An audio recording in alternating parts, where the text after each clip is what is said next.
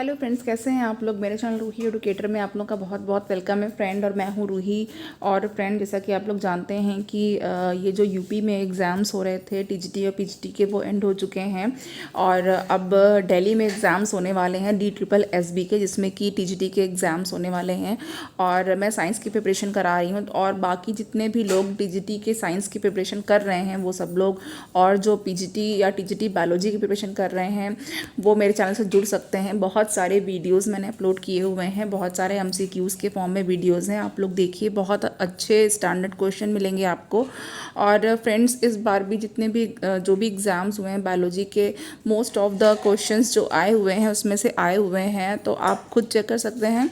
और फ्रेंड, जितने भी लोग मेरे चैनल पर हैं उनको बहुत बहुत थैंक यू। और जो लोग चैनल पे देख रहे हैं अभी सब्सक्राइब नहीं किए हैं, वो सब्सक्राइब कर लीजिए। और चलिए स्टार्ट करते हैं फ्रेंड। जो आज मैं केमिस्ट्री का जो है वो चैप्टर लेकर के आई हूँ, केमिकल बॉन्डिंग। और केमिकल बॉन्डिंग के क्वेश्चन में स्टार्ट कर रही हूँ।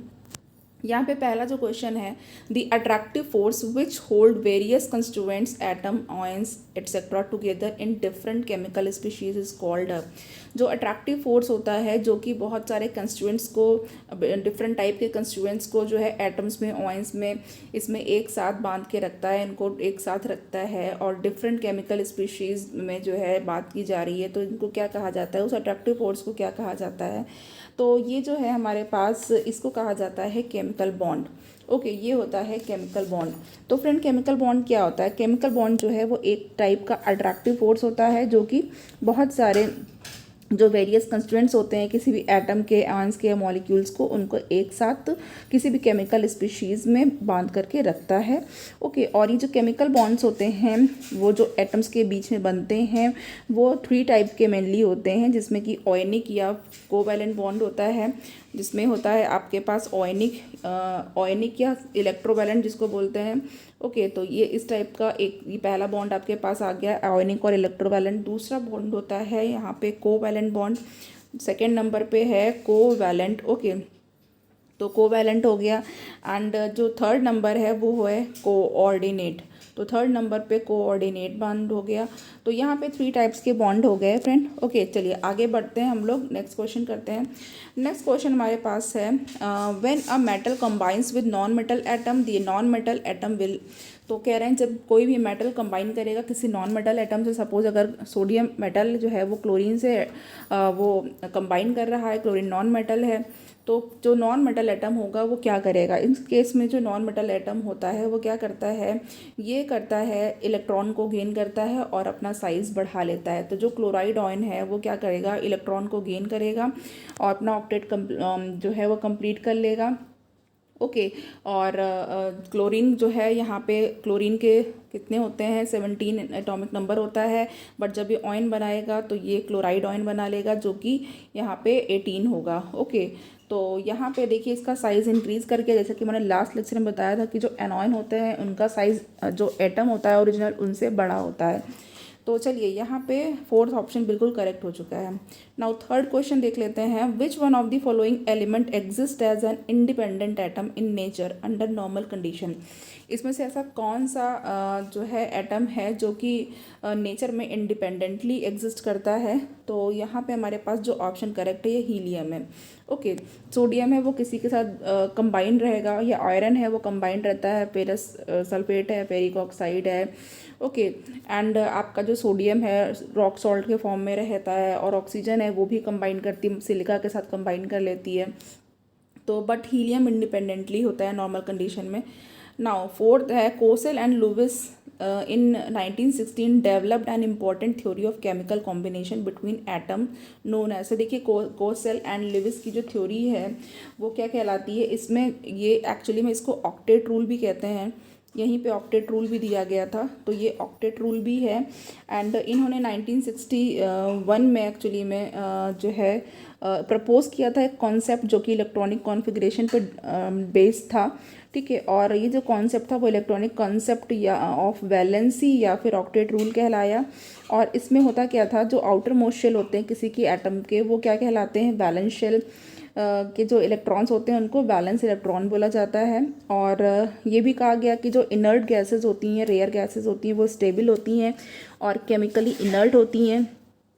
और एक पॉइंट और दिया गया था इसमें कि जो एलिमेंट्स होते हैं और जिनका ऑक्टेट कंप्लीट नहीं होता है उनकी टेंडेंसी बहुत हाई होती है कि वो एक जो नोबेल गैस का जो कॉन्फ़िगरेशन है उसको अटेन कर सकें बाय लूजिंग और बाय गेनिंग या by sharing the electrons. Okay, और तो लिमिटेशन क्या था इसका लिमिटेशन भी था। इस रूल का लिमिटेशन ये था कि जो शेप है और मॉलिक्यूल होता है किसी भी एटम का वो प्रेडिक्ट नहीं कर पाए, और जो रिलेटिव स्टेबिलिटी है मॉलिक्यूल की वो भी नहीं पता चल सकी। ओके, और ऑक्टेट रूल के एक्सेप्शंस भी हैं। ऑक्टेट रूल का एक्सेप्शन जो है बहुत सारे कंपाउंड्स हैं, जैसे कि एक मैं आपको कुछ बता रही हूँ यहाँ पे, जैसे यहाँ पे बेरियम क्लोराइड BeCl2 BF3, ये ऑक्टेट रूल के एक्सेप्शंस में कहे जाएंगे फ्रेंड। ओके, इनको आप लर्न कर सकते हैं। और जो हाइपर वैलेंट कंपाउंड्स होते हैं लाइक फॉस्फोरस पेंटाक्लोराइड PCl5 जो होता है ये भी, और SF6 है, IF7 है। ओके, एंड जो नोबेल गैसेस होते हैं उनके compounds like xenon fluoride ZeF2। तो इस तरीके से जो ऑड इलेक्ट्रॉन मॉलिक्यूल्स भी होते हैं, जैसे कि आपका NO है, ओके, एंड NO2 है, ये सारे क्या थे, एक्सेप्शंस भी थे। तो नाउ अब यहाँ पे जो आंसर है उसको चेक कर लेते हैं। तो यहाँ पे जो हमारे पास आंसर है वो क्या है, ये है electronic theory of chemical bonding. तो ये क्या कहलाती है, known as electronic theory of chemical bonding. Now next question देख लेते हैं। नेक्स्ट क्वेश्चन हमारे पास है, in the formation of molecule के फॉर्मेशन में जो केवल आउटर शेल इलेक्ट्रॉन्स होते हैं वो केमिकल कॉम्बिनेशन में पार्टिसिपेट करते हैं, और इनको क्या कहा जाता है, तो बहुत ईजी है, इन्हें वैलेंस इलेक्ट्रॉन्स कहा जाता है, क्योंकि आउटर शेल के जो इलेक्ट्रॉन या वैलेंस शेल के जो इलेक्ट्रॉन होते हैं वो वैलेंस इलेक्ट्रॉन कहलाते हैं। क्वेश्चन 6 है, Lewis introduced simple notations to represent valence electrons in an atom called। जो लुइस ने जो नोटेशंस इंट्रोड्यूस किए थे वैलेंस इलेक्ट्रॉन के लिए किसी भी एटम में, वो क्या कहलाए, तो उनको लिविस सिंबल्स बोला गया। ऑप्शन 1 करेक्ट है यहाँ पे। Now question 7, the group valence of the element is generally equal to the. तो जो ग्रुप बैलेंस होता है किसी भी एलिमेंट का वो किसके इक्वल होता है, तो जो ग्रुप बैलेंस होता है वो जो डॉट होते हैं लुइस सिंबल में। ओके, लुइस डॉट स्ट्रक्चर की बात की जा रही है, तो यहाँ number of dots in Lewis symbol उसके इक्वलेंट होता है। नाउ क्वेश्चन 8 थोड़ा लॉन्ग है क्योंकि इसमें स्टेटमेंट्स दिए हुए हैं। नाउ यहाँ पे है, the Lewis dot structure for simple molecule can be written by adopting the following steps. Okay, अगर हमें कोई भी लुइस डॉट स्ट्रक्चर बनाना है तो हम यहाँ पर जो भी यहाँ पे स्टेप्स दिए हुए हैं उनको फॉलो करके करते हैं। तो यहाँ पे जो पहला है वो क्या है, the total number of electron required for writing the structure are obtained by adding the valence electrons of the combining atoms. तो ये कहा जा रहा है जो टोटल नंबर ऑफ इलेक्ट्रॉन्स होते हैं जो कि स्ट्रक्चर को लिखने के लिए चाहिए होते हैं वो कैसे ऑब्टेन किया जा सकते हैं, उनको बैलेंस इलेक्ट्रॉन पे ऐड करके या फिर कंबाइन करके हम ऑब्टेन कर सकते हैं। सेकेंड स्टेटमेंट है कि केमिकल सिंबल्स के बारे में जान करके, bye knowing the chemical symbols of the combining atoms, जो भी एटम कंबाइन कर रहे हैं उनके केमिकल सिंबल्स के बारे में जानते हैं। एंड और क्या नॉलेज कर सकते हैं हम लोग, स्केलेटल स्ट्रक्चर जो है कंपाउंड का उसका नॉलेज लेकर के। और ये इस तरीके से यहाँ पे ये इजी होता है कि जो डिस्ट्रीब्यूट करते हैं नंबर को इलेक्ट्रॉन्स के, बॉन्डिंग जो होती है, ठीक है, वो कैसे करते हैं हम लोग, शेयरिंग करते हैं तो वो बॉन्डिंग पेयर जो होते हैं इलेक्ट्रॉन के शेयर करके बॉन्ड्स बनते हैं वहाँ पे बिटवीन द एटम्स, और ये जो होते हैं प्रोपोर्शंस में होते हैं टोटल बॉन्ड्स के, तो इस तरीके से कर सकते हैं। और जो थर्ड पॉइंट है यहाँ पे कि इन जनरल जो लीस्ट इलेक्ट्रोपॉजिटिव एटम्स होते हैं वो क्या ऑक्यूपाई करते हैं, वो सेंट्रल पोजीशन को ऑक्यूपाई करते हैं मॉलिक्यूल या किसी भी ऑयन में।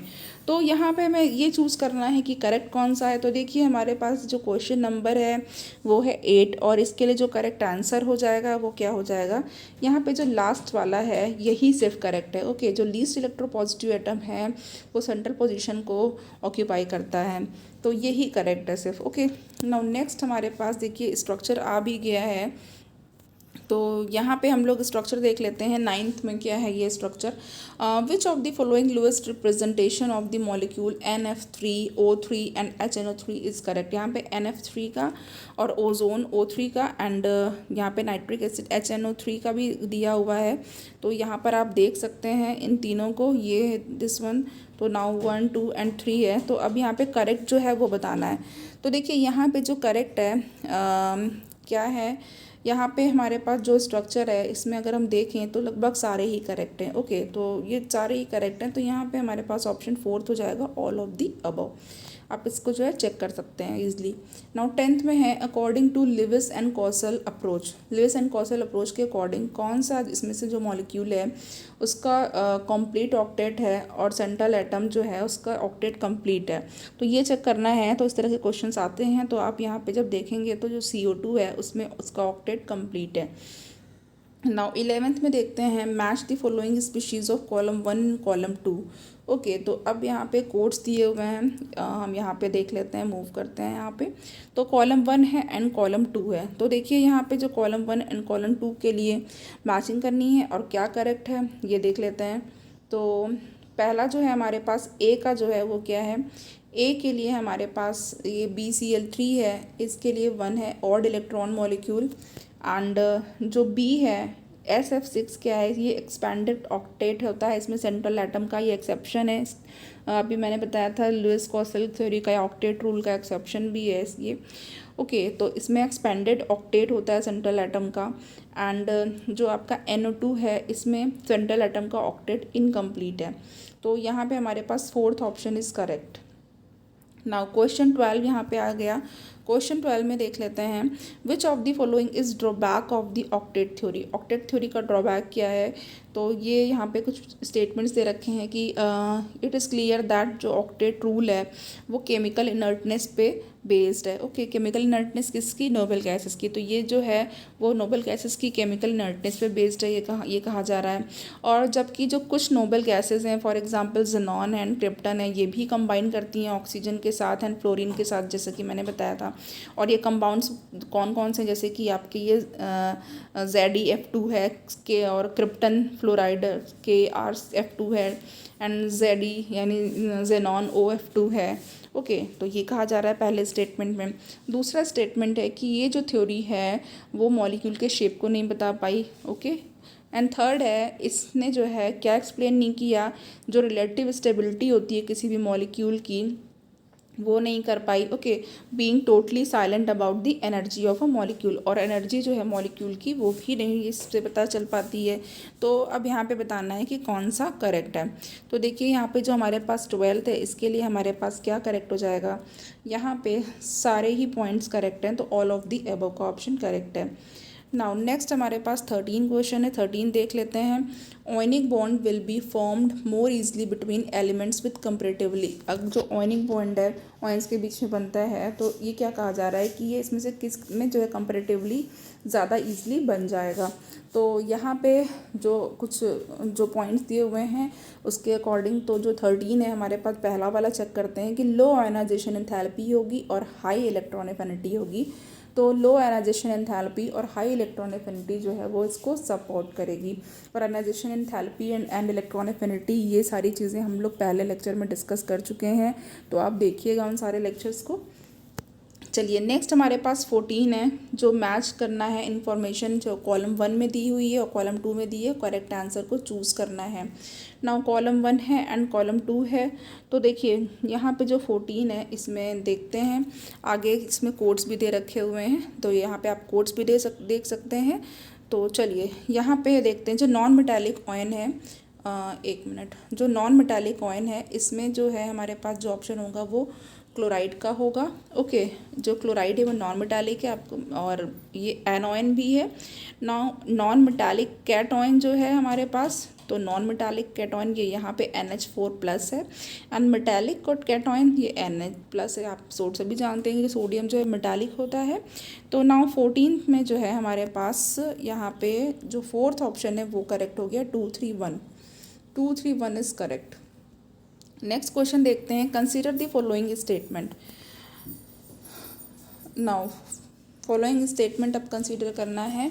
When a gas phase atom in its ground state gains an electron. जब कोई गैस फेज एटम अपने ग्राउंड स्टेट में इलेक्ट्रॉन का गेन करती है, तो जो एंथैल्पी चेंज होता है वो कहलाता है इलेक्ट्रॉन गेन एंथैल्पी। तो क्या ये करेक्ट है, अभी देखते हैं हम लोग ये करेक्ट है कि नहीं। नाउ उसके बाद जो हमारे पास है इलेक्ट्रॉन गेन प्रोसेस जो होता है वो हमेशा एक्सोथर्मिक होता है, यानी कि कोई भी एटम जो है वो अगर इलेक्ट्रॉन गेन करेगा तो एक्सोथर्मिक प्रोसेस होगा। नाउ अब यहाँ पे जो थर्ड है, जो आयनाइजेशन एंथैल्पी होती है वो हमेशा एंडोथर्मिक होती है, ये जो प्रोसेस होता है। तो यहाँ पे हमको, अब हमने तीनों स्टेटमेंट देख रखे हैं, तो अब हमें बताना है। देखिए यहाँ पे ये जो थर्ड वाला है ये तो बिल्कुल करेक्ट है कि ये एंडोथर्मिक प्रोसेस होता है। ओके, और सेकंड वाला हमारे पास ये रॉन्ग है, बट वन जो है हमारे पास ये करेक्ट है। तो यहाँ पे हमारे पास जो ऑप्शन अब आएगा वो कौन सा आएगा, थर्ड वाला, 1 और 3। नेक्स्ट इज 16 में देखते हैं क्या है। तो देखिए यहाँ पे कहा जा रहा है कि due to formation of chemical compound by the combination of atoms of various elements in different ways raises many questions. तो अब क्या कहा जा रहा है कि जो केमिकल कंपाउंड्स का फॉर्मेशन होता है, कैसे, जो कॉम्बिनेशंस होते हैं वेरियस एटम्स के, एलिमेंट्स के अलग अलग तरीके से, तो क्या होता है, उससे बहुत सारे क्वेश्चंस रेज होते हैं। क्या क्वेश्चन है, वाई डू एटम कंबाइन, कि एटम कंबाइन क्यों होता है। फिर दूसरा ये कि why are only certain combination possible, कि कुछ सर्टेन कॉम्बिनेशन ही पॉसिबल क्यों है। और थर्ड क्या है, why do some atoms combine while certain others do not, कि कुछ तो कंबाइन करते हैं लेकिन कुछ कंबाइन नहीं करते हैं। और फोर्थ है हमारे पास, why do molecule possess different shapes, की मॉलिक्यूल डिफरेंट शेप्स क्यों पजेस करते हैं। तो यहाँ पे देखिए ये 16 के लिए हमारे पास कौन सा करेक्ट हो जाएगा। यहाँ पे ये जो सारी चीज़ें हैं वो कॉसल-लुईस अप्रोच से भी आपको पता चलेंगी। नाउ वेस्पर थ्योरी भी है और valence bond theory and molecular orbital theory, तो ये सारा ही आपका ऑप्शन यहाँ पे करेक्ट हो जाएगा। ओके, नाउ यहाँ पे फ्रेंड अब देखिए जो है नेक्स्ट क्वेश्चन हमारे पास आ गया है 17th क्वेश्चन। ओके, तो फ्रेंड यहाँ पे देखिए मैं आपको बता रही हूँ कुछ चीज़ें, उसको भी वैलेंस बॉन्ड थ्योरी के बारे में बात कर रही हूँ। तो जो वैलेंस बॉन्ड थ्योरी होती है जिसको हम लोग वीबी कहते हैं, okay, valence bond VBT actually कहते हैं। तो इसमें क्या होता है, देखिए ये क्या करती है, ये एक्सप्लेन करती है जो बॉन्ड के फॉर्मेशंस होते हैं उनको, ठीक है। तो जो बॉन्ड फॉर्मेशंस होते हैं और उनके ऑर्बिटल में जब ओवरलैपिंग होती है जिसकी वजह से जो फॉर्मेशन होता है, ठीक है, ये बताता है। क्योंकि जो ऑर्बिटल की ओवरलैपिंग होती है और जो ऑर्बिटल ओवरलैप करता है और जो न्यूक्लियाई है उसका साइज़ इंक्रीज़ करता है। ओके, तो इसकी वजह से जो इलेक्ट्रॉन की डेंसिटी होती है वो बढ़ती है। और ये सब क्या करते हैं, ये सब जो है एक दूसरे को पास में लाते हैं, यानी क्लोज़र करते हैं एक दूसरे को। तो जैसे कि जो हाइड्रोजन जो हमारे पास मॉलिक्यूल है H2, उसका कॉम्बिनेशन होता है, ठीक है। तो जो H2 मॉलिक्यूल होता है वो दो अलग अलग हाइड्रोजन एटम से बनता है। ओके, तो ये क्या करते हैं, इसमें जो है अगेन ओवरलैपिंग होती है। किस ऑर्बिटल की ओवरलैपिंग होती है, 1s ऑर्बिटल की ओवरलैपिंग होती है।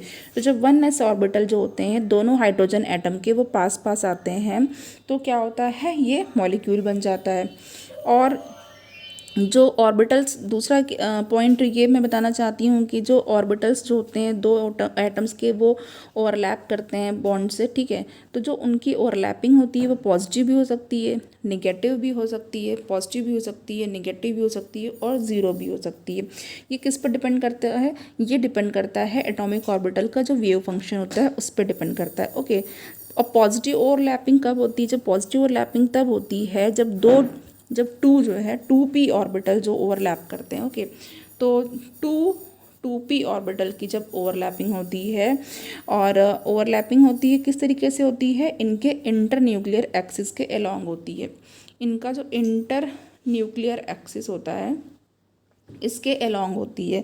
ओके, तो क्या होता है, सेम साइन होता है। और जबकि जो 2pz जो होते हैं ऑर्बिटल, जब वो ओवरलैपिंग करते हैं इंटरन्यूक्लियर एक्सिस के अलोंग, तो क्या होता है, अपोजिट साइन होता है, तो निगेटिव हो जाता है। इस तरीके से ये जो है सारी चीज़ें होती हैं। ओके, तो चलिए यहाँ पे अब हम देखते हैं क्या कहा गया है। कॉलम 1 है एंड कॉलम 2 है, और इसमें जो हमारे पास करेक्ट ऑप्शन है उसको चूज़ करना है। क्वेश्चन नंबर हमारे पास 17 है। तो जो क्वेश्चन 17 है इसमें देखते हैं कौन सा करेक्ट है। तो देखिए फ्रेंड, यहाँ पे ये जो कैल्शियम क्लोराइड है इसके लिए क्या होगा, ये मॉलिक्यूल है और इसमें नंबर ऑफ़ ट्रांसफर्ड इलेक्ट्रॉन कितने हैं, यहाँ पे देखिए Cl2 है। तो यहाँ पे जो हमारे पास जो ट्रांसफर्ड इलेक्ट्रॉन है वो 2 हैं। ओके, तो यहाँ पे हमारे पास ए के लिए थर्ड वाला हो गया।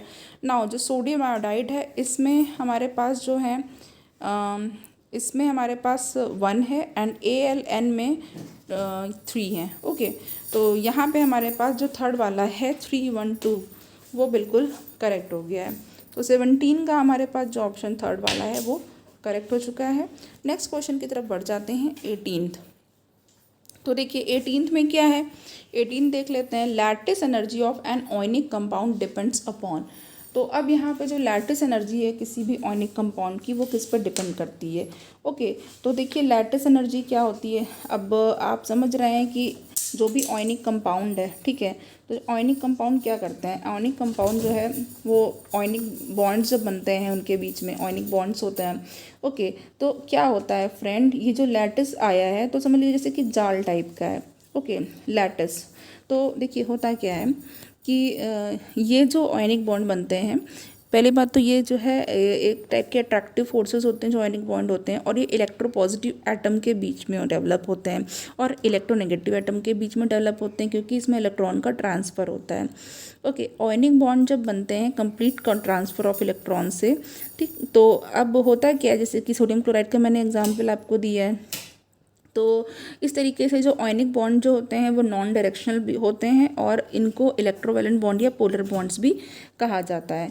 ओके, तो अब यहाँ पे देखिए फ्रेंड, आगे हम लोग देख लेते हैं कि इसमें आंसर क्या है कि ये जो लैटिस एनर्जी होती है किसी भी आयनिक कंपाउंड की, तो ये किस पर डिपेंड करती है। ये डिपेंड करती है ये जो डिपेंड करेगी, ये जो चार्ज होता है ऑयन पे और उसका जो साइज़ होता है ऑयन का, उस पर डिपेंड करती है। Okay, size of the ion and charge on the ion, जो ऑयन पे चार्ज है और साइज जो है।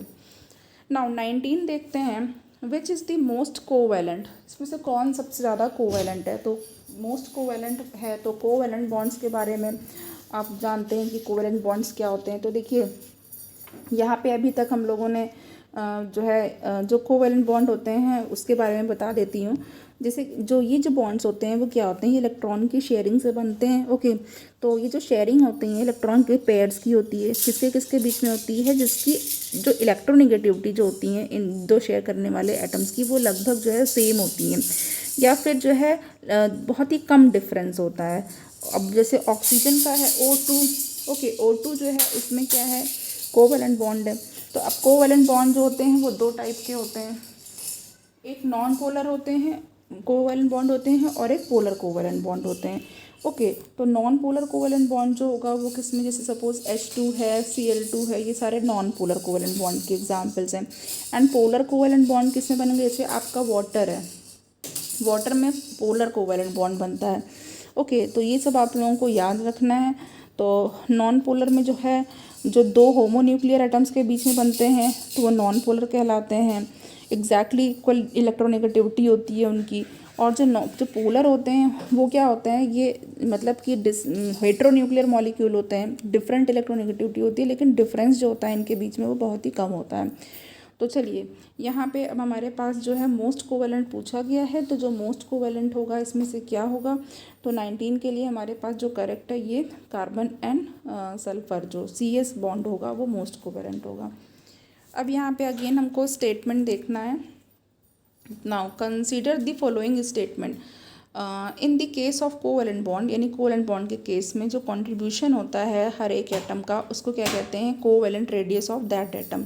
ओके, नाउ सेकंड जो है, जो कोवैलेंट रेडियस होती है वो हाफ होती है डिस्टेंस के, जो दो सिमिलर एटम ज्वाइन करते हैं उनके बीच के डिस्टेंस की हाफ होती है by a covalent bond in the same molecule, एक ही मॉलिक्यूल में। जैसे मान लीजिए O2 बन रहा है अगर। नाउ अब यहाँ पे बताना है कौन सा करेक्ट है। तो देखिए 20 के लिए हमारे पास जो करेक्ट हो जाएगा वो कौन सा हो जाएगा, 20 के लिए 1 और 2 दोनों ही करेक्ट होगा। ठीक है, दोनों ही स्टेटमेंट यहाँ पे करेक्ट है। चलिए नेक्स्ट कर लेते हैं 21 में देखते हैं। When covalent bond is form, जो कोवैलेंट बॉन्ड बनता है दो सिमिलर एटम के बीच में, जैसे कि आपका H2 है, O2 है, Cl2, N2 और F2, तो जो शेयर्ड पेयर ऑफ इलेक्ट्रॉन होते हैं वो इक्वली अट्रैक्टेड होते हैं दोनों एटम से, और as a result electron pair is situated exactly between the two. Identical nuclei, और उसके परिणाम क्या होता है या रिजल्ट क्या होता है कि वो जो शेयर्ड पेयर होता है वो एग्जैक्टली बीच में होता है दोनों आइडेंटिकल न्यूक्लियाई के, दोनों ही एटम के न्यूक्लियस के, ठीक है। तो जो बॉन्ड फॉर्म होता है वो क्या कहलाता है, तब इस केस में जो है जो बॉन्ड अभी भी जस्ट मैंने बताया आपको, जो बॉन्ड फॉर्म होगा वो नॉन पोलर कोवेलेंट बॉन्ड कहलाएगा, ठीक है। इसमें पोलैरिटी नहीं होगी, नॉन पोलर कोवेलेंट बॉन्ड होगा। नाउ अब दूसरा देख लेते हैं हम लोग। दूसरा है यहाँ पे नेक्स्ट क्वेश्चन है 22, in case of heteronuclear molecule, जब हेट्रोन्यूक्लियर मॉलिक्यूल की हम लोग बात करेंगे लाइक HF है, हाइड्रोजन फ्लोराइड, तो जो शेयर्ड पेयर ऑफ इलेक्ट्रॉन होगा दो एटम्स के बीच में वो क्या होगा, वो जो फ्लोरीन की तरफ जो है वो ज़्यादा अट्रैक्टेड होता है, डिस्प्लेस्ड होता है, ओके।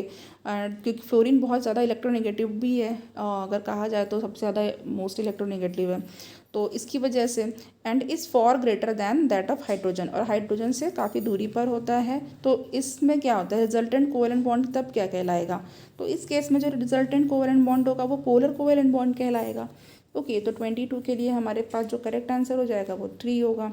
नाउ 23 देख लेते हैं। Among the following the maximum covalent character is shown by compound.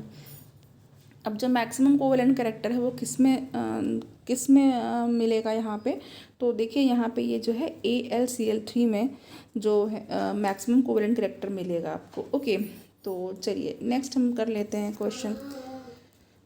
Next question हमारे पास आ जाएगा the correct order of increasing covalent character of the following is. तो करेक्ट ऑर्डर बताना है यहाँ पे, जो कोवेलेंट जो कैरेक्टर है वो इंक्रीज कर रहा है यहाँ पे।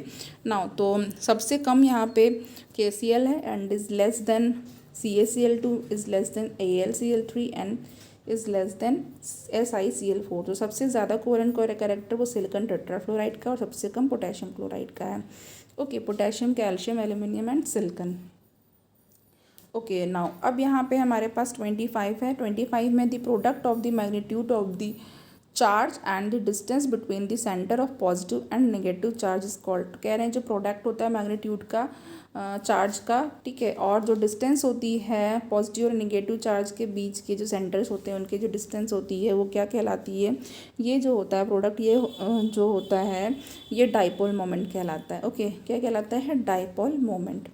Now next question 26, the decreasing order of dipole moment of the molecule HF, H2O, BeF2, NF3। तो अब यहाँ पे जो है पूछा गया डाइपोल मोमेंट का जो डिक्रीजिंग ऑर्डर है। देखिए डाइपोल मोमेंट होता क्या है, इसको कैसे डिफाइन कर सकते हैं, अभी जस्ट हमने बात की, जो प्रोडक्ट होता है किसी भी चार्ज के मैग्नीट्यूड का, यानी कि जो Q है, ओके, और जो डिस्टेंस होती है जो कि पॉजिटिव और निगेटिव चार्ज को सेपरेट करती है, उनके बीच की जो डिस्टेंस होती है D, तो यानी कि ये किसके बराबर होती है, डाइपोल मोमेंट म्यू के बराबर होती है, mu is equal to QD, okay. तो नाउ अब यहाँ पे जो डाइपोल मोमेंट है वो वेक्टर क्वांटिटी है, ओके। ये भी याद रखनी है कि वेक्टर क्वांटिटी है, इसलिए इसमें इसकी एक डायरेक्शन होती है, वो जो पॉइंट करती है वो निगेटिव की तरफ, निगेटिव एंड की तरफ जो है वो पॉइंट करती है, ओके। तो अब यहाँ पे अगर सिमेट्रिकल मॉलिक्यूल होते हैं तो डाइपोल मोमेंट 0 होता है, लेकिन जो अनसिमेट्रिकल होते हैं यानी जिनकी सिमेट्री जो अनसिमेट्रिकल होते हैं उसमें कुछ डाइपोल मोमेंट होता है, लाइक आपका कार्बन डाइऑक्साइड है, BF3, CH4, ये सब में डाइपोल मोमेंट होगा, लेकिन जिनकी सिमेट्री होगी उसमें डाइपोल मोमेंट 0 होगा। जैसे अब यहाँ पे जो है हमारे पास, अब आगे देख लेते हैं क्वेश्चन में क्या कहा जा रहा है। तो यहाँ पे जो करेक्ट आंसर है उसको देखते हैं।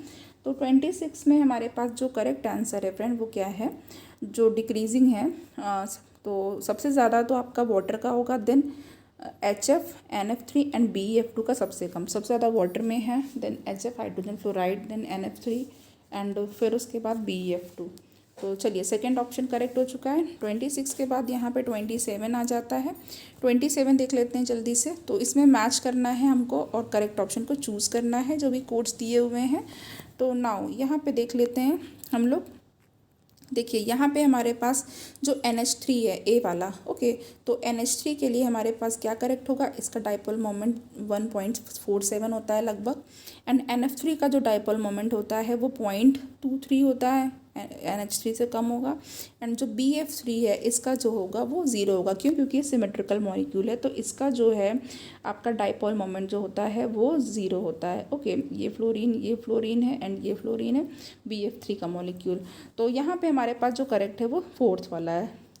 नेक्स्ट क्वेश्चन हमारे पास आ जाता है नाउ NH3 जो है, NH3 अमोनिया एंड NF3 दोनों ही मॉलिक्यूल जो होते हैं पिरामिडल शेप के होते हैं और इनके ऊपर एक लोन पेयर ऑफ इलेक्ट्रॉन्स भी होता है नाइट्रोजन के ऊपर। तो अब पूछा क्या जा रहा है, why does dipole moment of NH3 is greater than that of NF3।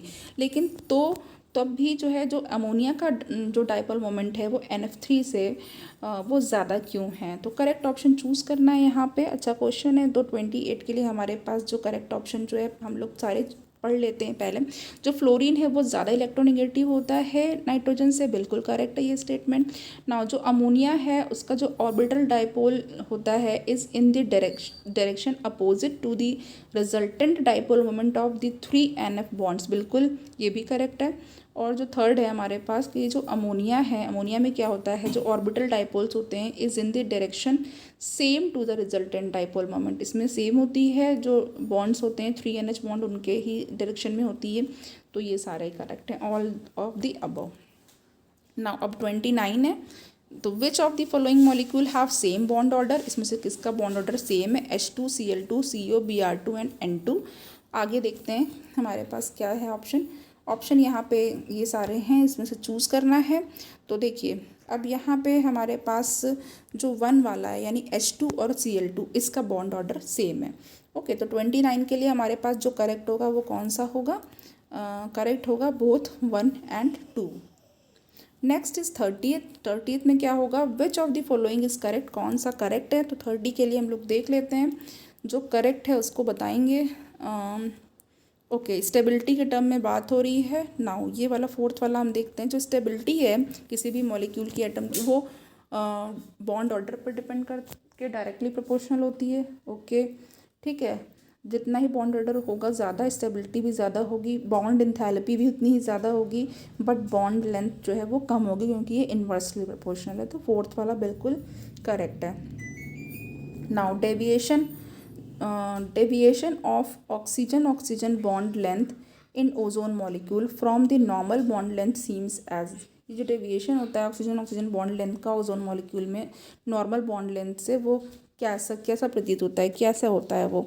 तो वो होता है फ्रेंड, ये जो सिंगल बॉन्ड होता है, सिंगल बॉन्ड लेंथ होती है वो डिक्रीज़ करती है, जो डबल बॉन्ड लेंथ होती है वो इंक्रीज़ करती है। ओके, तो फ्रेंड यहाँ पे आज देखिए 31 क्वेश्चन तक हम लोगों ने कर लिए हैं। और प्लीज़ लेक्चर को आप लाइक करिए, शेयर भी करिए और सब्सक्राइब कर लीजिए, लर्न करिए और आगे आने वाले एग्ज़ाम की प्रिपरेशन करिए। Okay, thank you so much.